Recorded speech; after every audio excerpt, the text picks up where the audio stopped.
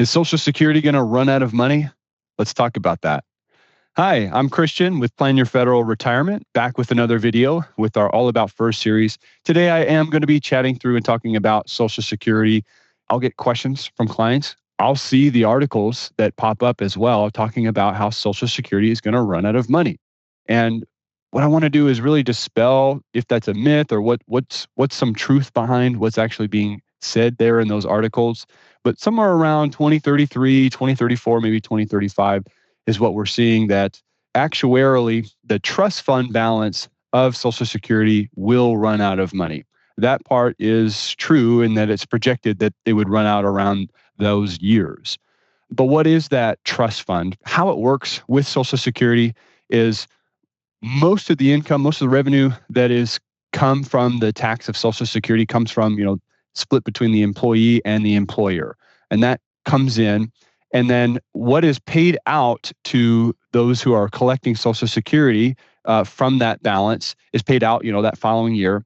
And whatever that was left over between what was collected as tax revenue and what was paid out either increases or decreases the trust fund balance. If there's an excess from what was collected and what was paid out, and what was paid out was less than what was collected, then that would increase and grow the trust fund balance. And then inside that trust fund, it's earning interest and growing over time. So in 2021 was the first year that the revenue that was collected between the employees and the employers was less than what was paid out to people receiving Social Security income.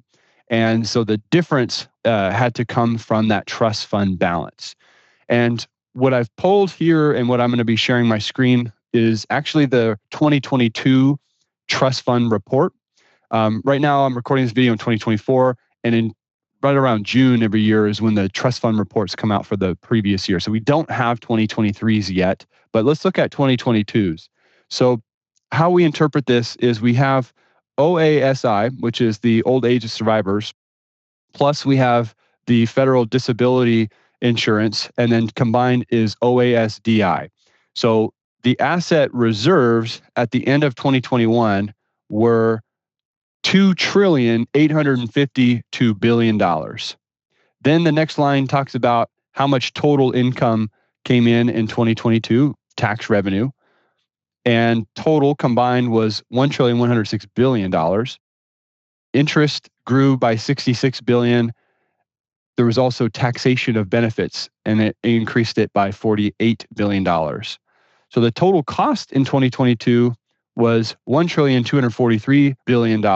Benefit payments were $1,231 billion. So what is this saying? Well, it's saying that in 2022, there was a net decrease in the reserves of the trust fund balance by $22 billion. I pulled it for the 2021 report. It was a decrease greater than $22 billion. It was even higher. In 2020, that was the year that it actually increased. There wasn't a decrease in the benefits, and then the years prior, it was also increasing. So in 2021 is when we're starting to see it flip. So what is this saying? Well, it's saying that the trust fund balance is predicted to run out of money. So now for the asset reserves at the end of 2022 are $2,829 billion. It's projected to run out of money right around 2033, 2034, 2035, somewhere around there. So what is this saying? Well, it's saying that we're not getting rid of the tax on Social Security. So the revenue that gets collected is still going to come in and it's still going to get paid out. It just means that if we're short, that there's no longer going to be a trust fund to pay those benefits out to make up the difference. And that's going to be a problem, right? If we're promising to pay certain benefits or people are collecting benefits, one solution, not saying it's the best solution, but one solution would be, okay, everybody's going to get a 25% haircut on their benefits come 2035 whenever it runs out of money, that trust fund. If that were the case, if someone was getting, $2,000 of income, 25% reduction, they get $1,500 of income. That's all revenue that would be taxed from those who are still working. And so therefore, they would still be able to collect their benefits just at a 25% reduction. That 25% number is kind of what they're projecting would be able to be continued if we run out of money in that trust fund balance. So That's not good, right? We don't want to see reductions in benefits. So there's other things that have been proposed to try to help out with the trust fund running out of money. I mean, there's tons of different options, but like one option could be maybe we push the start age of Social Security, right? Because the soonest you can take Social Security is 62, and the latest could be 70. One of the proposals would be we would push that start age out a little bit later, and then also the delay age, how long we can delay turning benefits on for a later age as well. We've seen that when it comes to required minimum distributions. They've pushed the date back. What used to be 70 and a half, now it's somewhere between 73 and 75, depending on the year that you were born. So we could see that with Social Security, and that would help out with benefits as well, and that trust fund balance. Another option could be, and something that we've seen be proposed, is the cap on the wages that are taxed for Social Security. So for 2024, the cap is $168,600 is subject to the Social Security tax, and any dollars made above that, you don't pay into Social Security anymore. That's the cap.